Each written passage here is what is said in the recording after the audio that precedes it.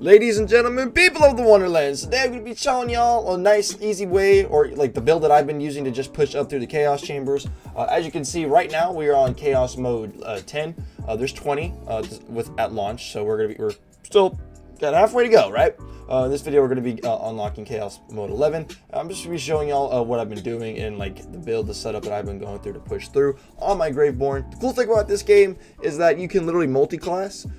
So let's say like you're struggling on whatever character, you can multi-class into an entirely different character, different class, and literally just use that tree. Very useful, very handy to try and make to just try and get a like one build made and then use that on all your characters once you get them to level 40, if you so choose to. Anyways, here's what I'm doing. Look, bro, I'm using and abusing the Furiors. This is a main one that we have right now. It's the bric-a-brac. Basically, the big thing about this bad boy is that when you reload it, it's going to spawn 3 Hydra heads. Very, very cool.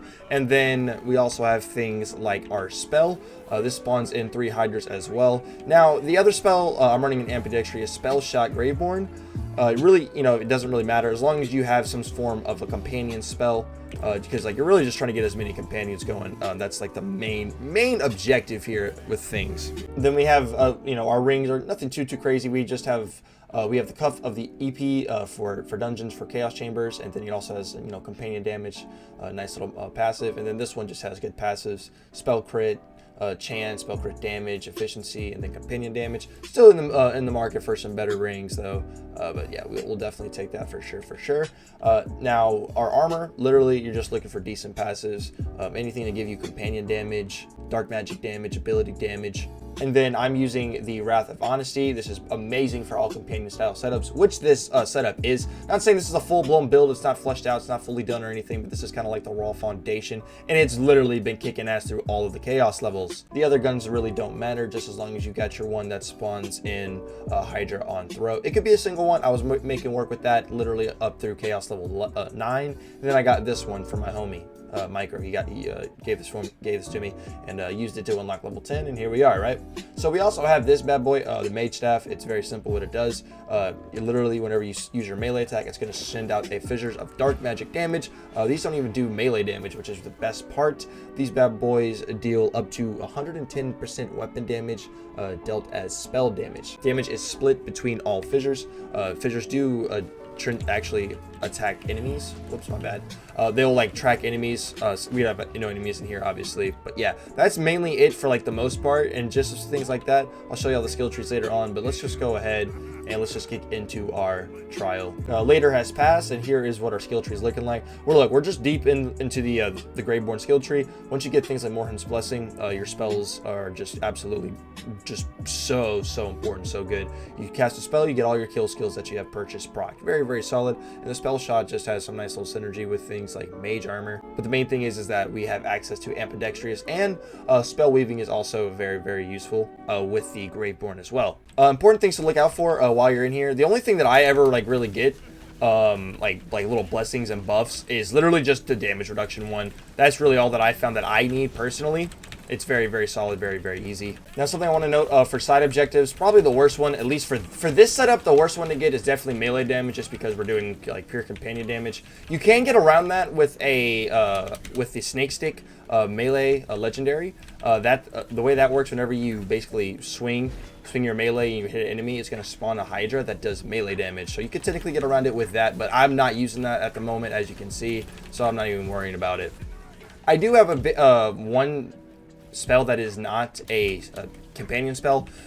It just depends on how I'm feeling at the moment. Generally, if we're doing with 2 companion spells, bro, we're jumping them. We're trying to have one with at least 2 charges. With this, we have at least a fireball, a dark magic ball. So whenever we cast that, we get a huge burst of DPS, which can just be useful overall to just sit enemies down like that, since we have so many buffs and bonuses to our dark magic because we are on the Graveborn. Like I said, if you see this the damage reduction one, this is the one that I would get. It gives you 15% damage reduction. Very solid. Now I'm not going to pick it up for this run because I do want to make the next encounter elite. You know what, we'll try Rogue Life. Why not? I generally try to avoid Rogue Life if I can, but for this scenario, we'll just go ahead and do it. go ahead, hit this guy up, the Dragon Lord one, so we get as many curses as we can, because I want to get the best rewards possible, god dang it. Unfortunately, this encounter also is melee damage. That's trash. We don't want trash. Also, I found that, you know, just fire and forget spells are also very, very useful, very, very strong here. Also, I want to mention that this setup that I've been using for all of my like Chaos Chamber runs, I'm able to make every single encounter elite.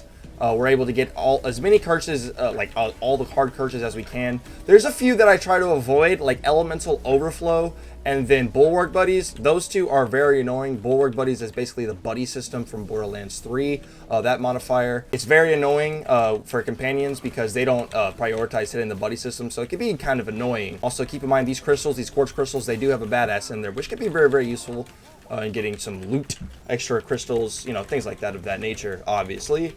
Also, probably should mention that try and stay out of the water. Mayhem water is very deadly in this game. And you don't want to get caught standing in it when you got all types of elements going around, now do you? Also, something to mention about your companions, they do, you know, shoot out ammo. So for your, whatever your TDR or your Furior weapon of choice is, whether it's pistol, SMG ammo, yeah, they can, you know, shoot off some ammo for you, which can be very, very useful. Yeah, Healy Vengeance is an easy free media modifier to get every single time. Oh, sweet. So since we don't have a Dragon Lord one, we're automatically going to take the Butt Stallion, get a nice free buff, make it elite. All of these are melee damage, dude. That stinks. We're just gonna have way less crystals at the very, very end when we go when we beat this thing. It's okay, dude. The best ones are probably like the Dragon Lord statue. Just destroy that. That's very easy. Or like the one that where you gotta complete the encounter fast. That one's probably my favorite because you literally just spawn in, run around, do what you just kill things. You don't have to worry about anything. Just, you know, gotta go fast, baby. They're really able to hold, like, just carry the load of the damage that you need to do. And if you do go in things like fight for your life or save your soul, as long as you don't have rogue life, the companions are going to pick you up just by killing an enemy 99 times out of 100. Go ahead and make the next one elite. Obviously, these right here, the obelisk encounters are like the easiest. Very, very free.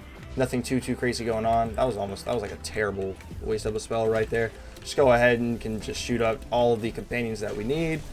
And yeah, we're Gucci. Alright, and then the big tough enemy, bad guy, whatever you want to call him, he'll spawn. And then our companions, yeah, they'll go ahead and just take care of them, get rid of them. Juice them up, carve them up, whatever adjective you want to use. I would highly recommend if you could get like in either a fire or a frost companion is probably the best one. The shock one, the one that I have, the ward, is really not that good just because there's not that many warded enemies in this game. Alright, now buff buddies, this is one you I don't mind getting all the time. Buff buddies is okay.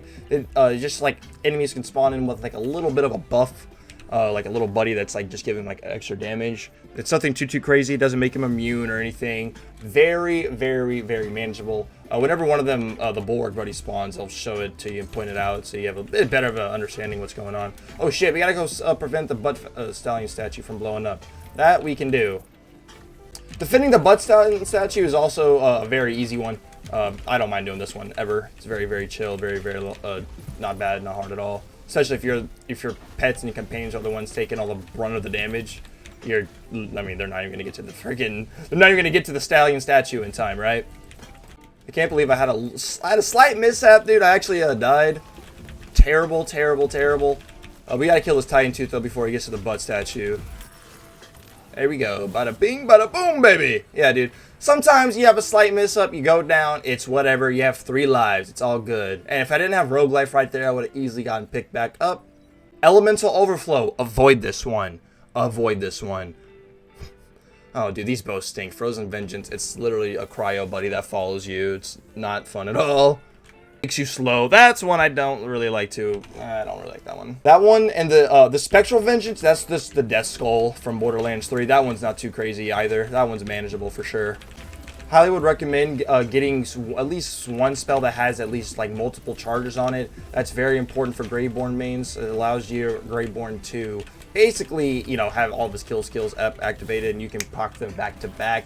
Get multiple stacks. Very, very good. Elemental Overflow. No, that's one I just refuse to play with, bro. It's just very, very annoying whenever you have like all your damage and like, let's say for me, it was dark magic, and then the enemies just so happen to be all immune to dark magic. It's way slower when that happens. Yeah, Frost Buddy. Yeah, this is exactly why I'm not a fan of Frost Buddy. Try and avoid this one if you can. We just literally had a terrible pick of Elemental Overflow or this one, and least the cryo buddies don't make enemies immune to my dark magic damage, and I'm okay with that. Also, keep in mind, these guys, these wealthy enemies, these golden enemies, whatever you want to call them, that are like shimmering with this, you can only damage them with melee. So keep that in mind. Your guns or your companions will not do any damage to them, which is, you know, kind of bad depending on your situation. Also, right there, that's a buff buddy, as you can see, buff buddy. Keep that in mind. That's what they look like. They're just little floating little cubes. Oof, that was a close one. They almost got our butt stallion statue. Got a little carried away though, but we're all good. And we will make our way into the boss room, baby. Who shot? Oh, dude, we're finding the beanstalk. Yeah, I feel like for this one, I'm going to just switch over to my fire one. This is a single one. This is like a single Hydra spawn. Oh wait, what? Oh, he does do shock. Okay, cool. Well then, for the first health bar, I will use this. Yeah, dude. The boss room is probably like the best, like the easiest one, depending on what boss you get. Nightmare and Dragon Lord, probably some of the harder ones to get. But things like Skull Boss or Zomboss, very, very chill, very, very easy. Parasite's a very, very easy one, very, very chill. Nothing too crazy going on over there. Oh my god, I'm getting absolutely destroyed by the cryo-ness. But it's all good, dude. Boss room, very, very short, very quick. You don't have any like sub rules you got to follow or do or anything, which is very, very nice, very, very chill, very, very easy. Let's go ahead and collect our loot, and then we shall head into the chest room.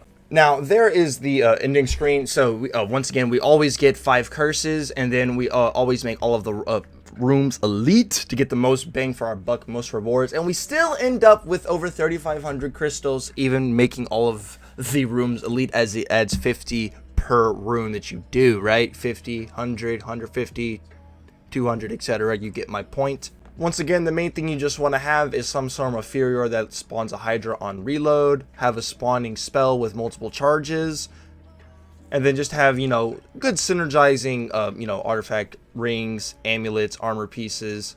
Dude, I'm still using a level 33 shield, like, and we're just chilling, Skills, you primarily just want to focus on your companion skills. And once again, with this game, it doesn't matter who you chose your baseline character as. You can easily spec into a Graveborn and get a simple little Fury or Chuck build going up just to get you through some Chaos Chambers easily. Other than that, though, guys, that is going to just about wrap up the video. Hope you all enjoyed. My name's Kree. We'll see you on the next one. Peace out, everybody.